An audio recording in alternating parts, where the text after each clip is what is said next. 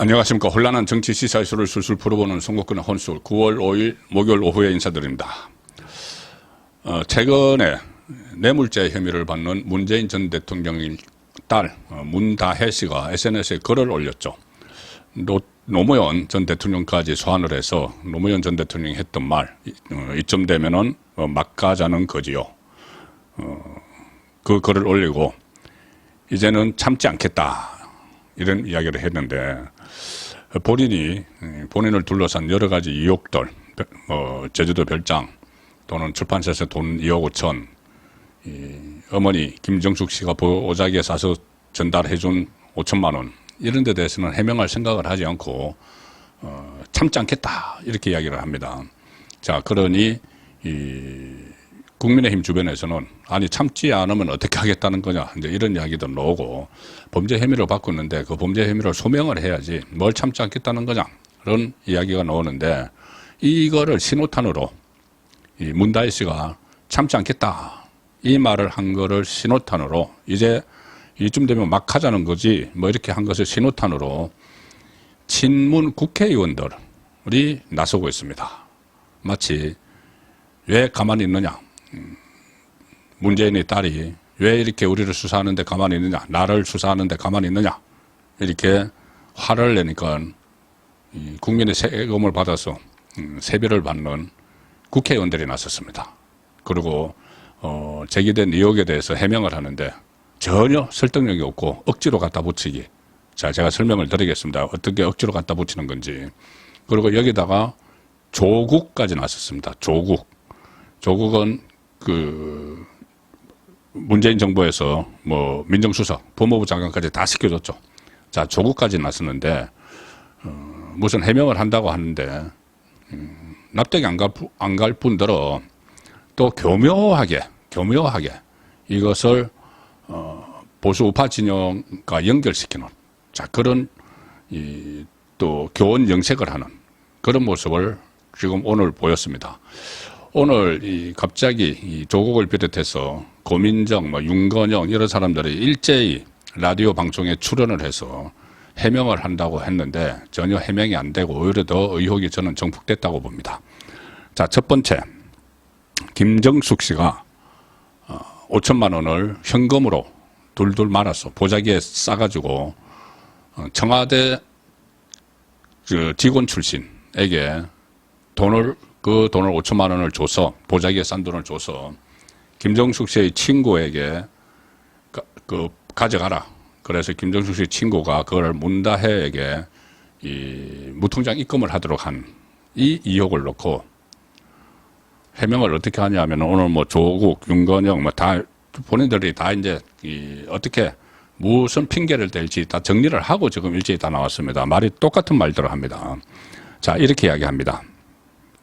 겨우 궁리한 게 김정숙 씨가 인터넷을 통한 송금을 할 줄을 몰랐어. 그냥 송금을 하면 되는데 인터넷 금융 거래를 할 줄 몰랐어. 자, 좋습니다. 뭐 모른다 치고 인터넷 뭐 전화로 했어도 요새는 다 되는데 다이얼 몇 개만 누르면은, 자, 모른다 치고 그리고 또 뭐라고 했냐면은 할 줄 몰라서 이제 그러면 은행에 직접 가야 되는데, 김정숙이 은행에 직접 가야 되는데, 그때 아마 이 양산에 있는 평산마을에 그때 아마 퇴임 직후인 것 같습니다. 이 시점도 지금 처음에는 현직 대통령으로 있을 때 이렇게 뭐 5천만 원 싸서 보냈다, 간문건 아니야 그런 말이 나왔는데, 이제 민주당 쪽에서 이야기하는 건, 친문 쪽에서 이야기하는 건 퇴임하고 나서라고 합니다. 어제 퇴임하고 나서라고 치고, 자, 평산마을에 이 은행을 가야 되는데 거구단체, 조국이가 윤건영이 그런 표현을 씁니다. 이게 또 거구단체 해서 또 몰아붙여서 책임을 뭐 거구 이런 쪽으로 프레임을 설치하려고 하는 거죠. 거구단체가 평산마을 집 앞에서 시위를 하고 있어서 못 나갔다. 은행에 못 갔다. 김정숙이 시위를 하고 있어서 은행에 못 갔다. 그리고 돈 세탁을 하려면 왜 자기 이름을 무통장 입금에 썼겠느냐. 자, 이렇게 지금 이야기를 합니다. 첫 번째, 김정숙이 인터넷 송금을 할 줄 몰라서 청와대 직원을 지낸 사람에게 사저에 거기 있는 평산마을에 있는 사람들한테 돈을 보자기에 싸서 보내서 내 친구에게 갖다 줘라. 내 친구가 은행에 그 무통장 송금하라고 했다. 자, 그러면 왜 그렇게 복잡한 절차를 거치죠? 전자금융거래, 뭐 핸드폰도 못하고, 핸드폰에 깔려 있는 그걸 통해서 못한다고 못한다고 하면은 그 안에 비서관들이 있지 않습니까? 비서관들 데리고 간 비서관 3명의 비서관 해달라고 하면 되죠. 그리고 또 하나 그러면은 그 돈을 왜 둘둘 싸가지고 또 왜 현금이냐? 이것도 문제죠. 그러면 그 현금은 또 어떻게 찾아왔느냐? 아니면 집에 뭐 장롱에 쌓아놓고 있었느냐? 특활비 같은 거도 모르는 걸. 아니면은 은행도 못 간다면서 그 현금은 또 어떻게 찾아왔느냐? 그리고 만약에 그렇게 해서 뭐 이 전자금융 거래를 못하면 비서관들에게 시키면 되지. 또 하나. 아니 그러면은 청와대 출신 그 참모 출신을 이 보자기 사서 돈 심부름을 시켰는데 그럼 그 참모 출신이 가서 그냥 무통장 입금하라고 하면 되지. 왜 그걸 굳이 친구를 거치느냐는 거죠. 그러니까 이거는 그 돈의 출처도 지금 상당히 의심스럽고 뭐 합리적 추론으로 청와대 특활비 들고 나왔을 수도 있습니다. 그 평산마을 그 시골 마을에서 5천만 원 현금 찾으러 못 간다면서요, 은행에. 그럼 그거 어디서 갖고 왔겠느냐. 자, 그 의문을 제기를 하지 않을 수 없고, 또 돈 세탁을 하려면 왜 자기 김정숙 이름을 넣느냐 하는데, 김정숙 이름을 딱 넣은 게 아니고, 여기 무통장 입금할 때 6글자를 쓰게 돼 있는데, 거기에 친구가 자기 이름 넣고, 그 뒤에 김정숙 3글자를 넣은 겁니다. 그러니까 이 친구는 만약에 자기가 지금 돈 세탁에 동원되는 거 그런 거 모르죠. 그러니 그냥 이거 너 엄마가 주는 거다 해서 자기 이름 쓰고 김정숙 그 이름을 쓴 겁니다. 자, 그런데 그걸 가지고 마치 투명한 돈 거래를 한 것처럼 그렇게 합니다. 그리고 사실 5천만 원이고 그것도 다른 플러스 알파 있으면 정여세 문제도 따져봐야 되는 거고. 자, 그리고 양산에서 극우단체들이 시위 중이어서 시위 때문에 못 나갔다. 극우단체 이렇게 표현합니다. 시위대가 따라올까봐 은행을 못 갔다. 자, 은행 갈 때 차로 그냥 쭉 빠져나가죠. 그런데 무슨 시위대가 따라옵니까? 시위대 차가 뒤를 뭐 계속 따라온다고? 어떤 차인 줄 알고 그냥 차가 빠져나가는데. 자, 그래서 이것은 전혀 설득력이 없는, 납득할 수 없는 이런 핑계를 대는데,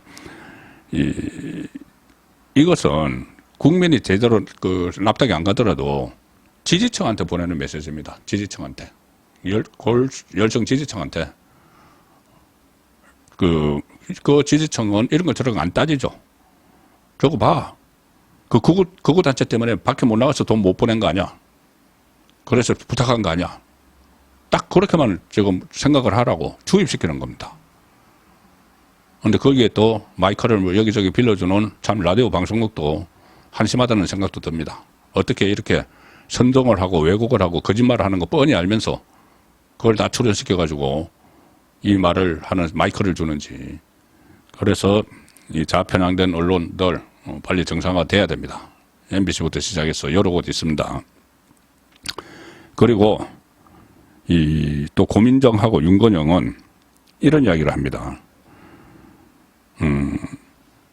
전사위 서창호가 이 태국에 이주해서 이스타 항공 창업주 이상직으로부터 2억 원 플러스 알파 급여 형식으로 받고 정착비로 받은 거 이걸 가지고 뭐라고 또 현혹을 하나 하면은 아니 대통령 가족은 취직도 못하나 숨도 못 쉬나 취직해서 월급 받은 거 아니냐. 그런데 그걸 가지고 왜 시비를 거느냐. 이렇게 또 일하고 월급 받은 거다. 그런데 그 취업을 아무나 할 수 있는 게 아니죠. 전문 분야도 없으면서 지금 계속 그 채용 과정이 나옵니다. 아무런 일도 전혀 항공사 뭐 발권 업무도 못 하는데 그걸 전무로 앉혀가지고 그 회사 안에서도 수근수근 거렸다. 그런데 왜 전무를 앉혔느냐. 그로부터 4개월 전에 이상직을 중진공 이사장으로 매각매직을 했기 때문에 앉힌 겁니다. 그걸 지금 문제 삼는 거지. 매각매직해서 이사장 자리 주고, 중정부 이사장 자리 주고, 원래는 장관 자리 달라는 거, 이사장 자리 주고, 거기서 돈을 지원받았다. 이걸 문제 삼는 거지. 월급 받았다고 이야기를 하는 건 아니죠. 그리고 월급 형식으로 돈을, 대가를 준 거죠. 월급 형식으로. 그런데 무슨 일하고 월급 받은 건데, 앞뒤 뚝 자르고, 그런 식으로 또, 선동, 왜곡을 하기 시작을 했습니다. 다른 것도 많이 있지만 이것저것. 자, 제주도 별장 문제. 뭐라고 또 이 며칠 동안 자기들끼리 숙고를 했겠죠. 막 자기들끼리 이거 어떻게 그 변명을 하지 다 이야기했을 겁니다. 그래서 일제히 이제 말을 맞춰서 똑같은 말을 하기 시작을 했는데, 생계형 숙박업이었다. 숙박업 했다. 제주도에서. 별장이 아니고 무슨 단독주택인데, 이런 보통 그런데 별장이라고 붙이는 겁니다. 거기 살지 않고 이제 그 휴가 때 그런 데 가면은, 문재인 퇴임하고 나서 3년 동안 연속 거기 갔죠. 제주도. 일주일 열흘씩. 참모들도 탁현민도 데려가고. 그런 걸 별장이라고 하는 겁니다. 그런데 생계형 숙박업을 했다. 그러니까는, 자기들 가족이 안 쓸 때는 대여를 했다는 거죠. 펜션 대여하는 형식으로. 그래서 생계형 숙박업을 했다. 그러면 경호를 받는 전직 대통령이 어떤 그런 숙박업소에 가서 이제 묵었다. 그럴 수 있다고 치죠. 그런데 그 돈은 그럼 3억 8천만 원은 퇴임하고 나서 2달 만에, 그 전에 태국 갔다 와서 돈이 없어서 청와대에서 기숙을 했던, 자녀 데리고 가서 서창호 씨하고는 이혼하고 청와대 들어가서 얹혀 살았던. 그래서 그것도 말도 안 되는 이야기죠. 국민 세금으로 운영되는 청와대에 왜 가서 얹혀 삽니까? 결혼을 한 사람이. 이혼은 했지만 어쨌든 독립생계를 가지고 있다고 하면서. 자, 그런데 그런 처지였으면서, 그 별장 산 돈 3억 8천만 원 원래 했던 집 한 거야. 이렇게 또 이야기합니다. 집 한 거다. 이 문제에서 집이 미스테리합니다. 자, 처음에 어떤 태국으로 이주하기 전에 구기동 빌라인가요? 그게 뭔지 모르겠는데 어쨌든 살던 빌라를 원래 문다해 소유였는데 이걸 서창호한테 주고 그거 팝니다. 팔아서 태국으로 갑니다. 태국으로 가는데 태국에서 또 집을 하나 삽니다. 이쪽에. 또 집을 사고 어쩌고 했는데 계속 이게 도대체 어떻게 된 영문인지, 돈이 또 그 팔은 거보다 사는 돈을 또 한 2억 원 가까이 1억 8천인가요? 더 주고 삽니다. 그런데 그 돈이 또 어디서 났는지도 모릅니다. 그리고 이번에는 또 다시 한국으로 와서 청와대에 기숙하다가 나와서 2달 만에 집을 팔고 별장을 샀다는 이야기입니다. 2달 만에. 그럼 이 집은 그때 또 태국에서 집을 샀다는 이야기가 있었죠. 그럼 이 집을 산 지 한 1, 2년 만에 또 팔았다. 그 청와대에서 나와서 2달 만에 팔고 또 그 별장을 샀다. 송기인 신부에게 3억 8천만 원에. 도대체 이해가 안 되는 말들을 하는 거죠. 그리고 또 있습니다. 이번에 압수수색할 때 서울 부암동에 있는 자택도 압수수색했다. 그럼 서울 부암동 자택은 그거는 뭐죠? 월세 사는 집인가요? 부암동이 서울의 아주 부촌입니다. 부촌. 자, 이렇게 말도 안 되는 해명을 하면서 아직까지 이제 입을 못 맞춘 게 하나 있는 것 같습니다. 그 해명이든 변명이든 하지 않고 있는 게 하나 있죠. 바로 출판사. 문재인의 운명을 출간한 출판사로부터 2억 5천만 원을 받았다. 문다혜가. 그런데 출판사가 2억 원은 편집 디자인을 해준 대가다. 5천만 원은 빌려줬다. 말도 안 되는 해명을 하고 있죠. 무슨 편집 전문가도 아닌데 편집 디자인을 했다고 2억 원을 줍니까? 여기에 대해서는 또 자기들끼리 입을 맞추지 못했는지 말을 못하고 있습니다. 그래서 문다혜가 이쯤 되면 막 가자는 거지 참지 않겠다 이러니까 갑자기 국회의원들 또 조국당의 대표라는 조국까지 나와가지고 여기 또 방어하느라고 문다혜 또 실드 치느라고 앞다퉈서 경쟁을 벌이고 있는 국회의원이라는 사람들이 우리 세금이 아깝다는 생각이 들 정도입니다. 정말 한심한 노릇이 아닐 수 없습니다. 그렇지만 지금 곧 문다혜는 추석 지나고 바로 소환이 되고 그다음에 김정숙, 문재인 순으로 소환이 됩니다. 특히 검찰 체제가 바뀌었습니다. 문재인을 뒷배를 봐준다는, 뒤를 봐준다는 소문이 있었던 이원석 검찰총장 이게 끝나가고 있습니다. 15일 얼마 안 남았죠. 자, 심우정 검찰총장 체제가 들었으면은 철퇴를 맞을 거다. 지금까지 많이 묻어놨던 것들 줄줄이 또 밖으로 드러날 수가 있습니다. 선거권의 혼술이었습니다.